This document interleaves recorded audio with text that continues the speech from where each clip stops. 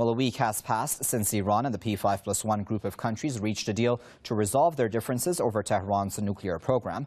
Under the agreement, billions of dollars in Iran's oil revenues will be released by Western governments, while sanctions will be gradually lifted in return for Tehran's limiting of its nuclear program.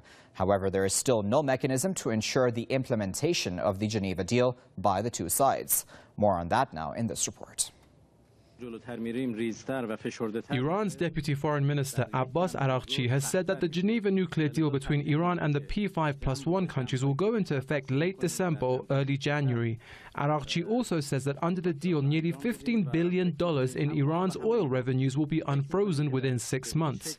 This is while the US has already put the amount to be unfrozen at $7 billion, less than half of what the Iranian officials suggested. The US figure is inclusive of $4.2 billion of oil money that will be unfrozen in installments. It is not clear what is the reason for the discrepancy between the figures that the Iranian and US officials have provided. Meanwhile, latest reports have highlighted the complicated nature of lifting sanctions imposed on Iran by the US and its European allies. An example is the insurance sanctions. The easing of these sanctions on Iran's oil exports is likely to take months to come into effect. Insurance companies say this is due to complex regulations in the US and the EU. Under the nuclear agreement, sanctions on insurances dealing with Iran must be eased. It is not clear what mechanism will be used by these companies to reduce the sanctions, or will they be entangled in a mesh complicated rules that could give them a headache to resume their trade ties with Iran.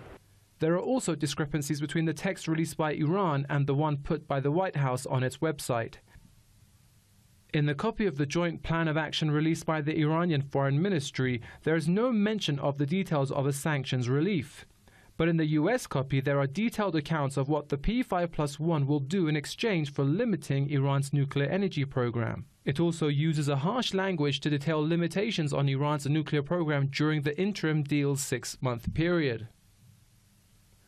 Observers, moreover, say that no mechanism exists to ensure the implementation of the Geneva deal by parties to the agreement, that is, Iran and the P5+1 group, namely the 5 permanent members of the UN Security Council as well as Germany.